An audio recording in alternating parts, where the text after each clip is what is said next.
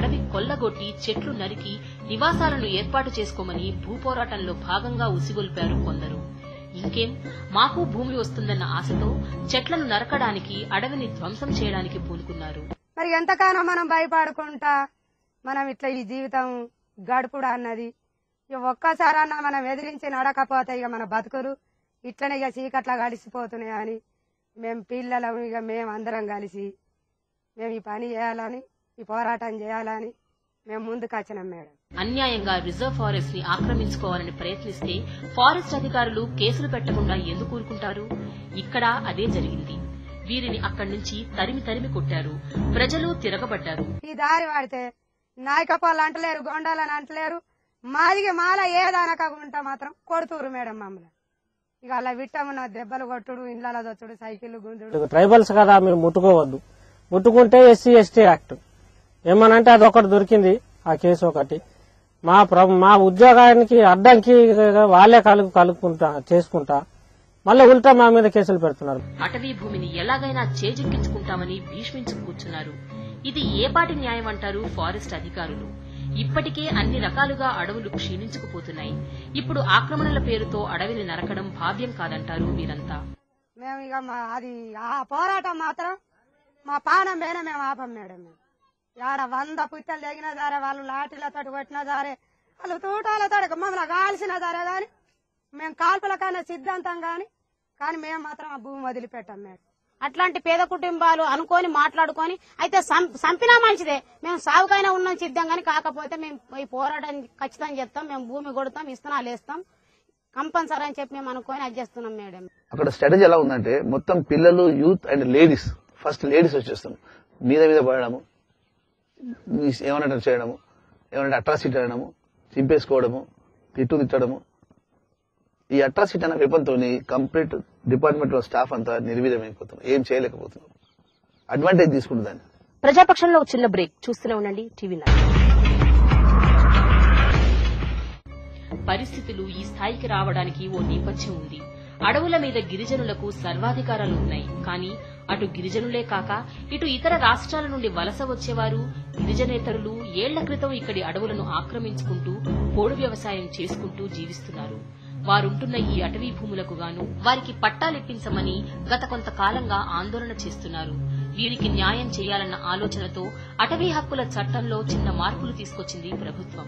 దీని ప్రకారం వ్యవసాయం చేసుకుంటున్న గిరిజనులకైతే 2005 డిసెంబర్ లోపు, గిరిజనేతరులకైతే 1933 నుంచి అటవీ సంపదపై జీవిస్తున్నట్టు ఆధారాలుంటే వారందరికీ పట్టాలిప్పిస్తామని ఉంది.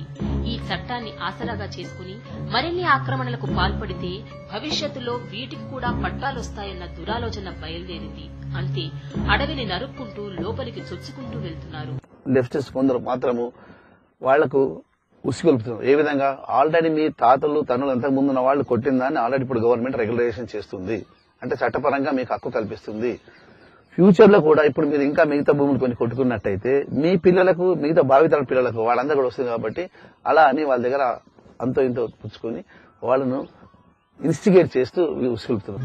ఎందుకిలా భూపోరాటాల పేర అడవిని నాశనం చేస్తున్నారని ప్రశ్నిస్తే మరో చోట భూమి ఇప్పించకపోతే అడవిని నరకాల్సిందే అంటారు. వీరిని ప్రేరేపించిన వీరి నాయకుల వాదన ఇదే. పైగా అడవి నాశనానికి కారణం భూపోరాటాలు కాదని ప్రభుత్వ అనాలోచిత వైఖరి అంటూ ధ్వజమెత్తుతున్నారు. చెట్లు పెద్దగా ఉంటే ప్రశాంతంగా ఉంటుందని తెలుసు మనకు, కానీ ఏంటిదంటే మనకు ఆ భూమి కొట్టద్దంటుండ్రు, మళ్ళా కొట్టకుండా మాకు వేరే చోట చూపెడతలేరు. మేము పేదోళ్ళం ఎట్లా బతుకులని చెప్పి మేము చేస్తున్నాం. అది కొట్టుడు కరెక్ట్ కాదని తెలుసు కాబట్టి కొడుతున్నాం. మేము కొడుతున్నాం కానీ దానికి కొట్టక తప్పం. ఓట్లు కావాలంటేనేమో అవ్వ తల్లి అని కాలు మొక్కుడు దాకా వస్తారు మేడం. మరి ఓట్లు వేసినాక బూటు కలుతాడు అంటారు. మరి అది ఎట్లా మేడం? ఇది ఇస్తాం అది ఇస్తాం అంటే మాకైతే ఆశలు అయితే కనిపించరుగా. మరి అదే ఆశ మాకు కనిపించకపోతే మరి మేమెందుకు ఈ పనులు చేస్తాం మేడం? మరి పేదవాళ్ళు, తర్వాత గిరిజనులు వాళ్ళ వ్యవసాయం కోసం, పోడు వ్యవసాయం కోసం కొంత భూమిని ఆక్రమించి వ్యవసాయం చేసే మాట వాస్తవం. అంటే దానివల్ల ఈ వన్యప్రాణులకి వాటికి పెద్ద ప్రాబ్లం కాదు. అసలు ప్రాబ్లం ఏమొస్తుందంటే కలప స్మగ్లర్స్, అడవులలో స్మగ్లింగ్ చాలా విపరీతంగా ఉంటుంది. దానివల్ల ప్రధానమైన ప్రాబ్లం అది. భూమి లేని నిరుపేదల కోసం భూ పంపిణీ జరగాల్సిందే.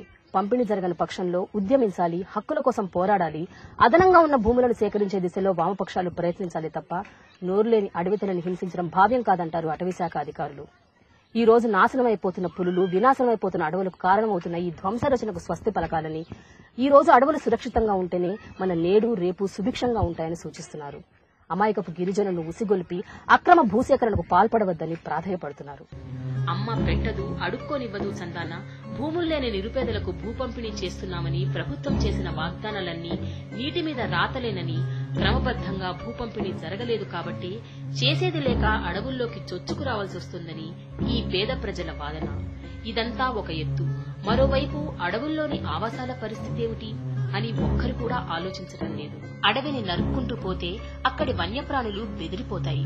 వాటికి ఆహారం దొరక్క, నీరు లేక క్షీణించుకుపోయి నశించిపోతాయి.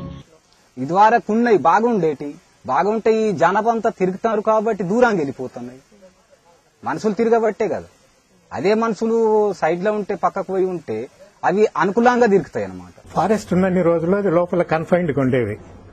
ఇప్పుడు వాటికి బయటకు వచ్చేస్తాయి, కాల్చేస్తారు, వాటి చర్మాలు అమ్ముకుంటారు, దంతాలు అమ్ముకుంటారు, ఏనుగులవి. ఇలా చేసేసుకుని వీడి స్వార్థం వాళ్ళు తగ్గిపోతారు. ఆవాసాలకు ఎక్కడ అసలు ఆస్కారం ఉంటుంది? అవి ఎక్కడ జీవించాలి? మనతో పాటు వాటికి కూడా హక్కు ఉంది, వాటికి కూడా హక్కులు కల్పించాలి. ఇప్పటికే చాలా మటుకు వన్యప్రాణాలన్నీ నశించిపోయాయి, మరి ఇంకా నశించాలని చూస్తున్నాము. పెద్ద పులులకు స్థావరమైన ఈ కవ్వల్ అభయారణ్యంలో క్రమంగా వాటి జాడ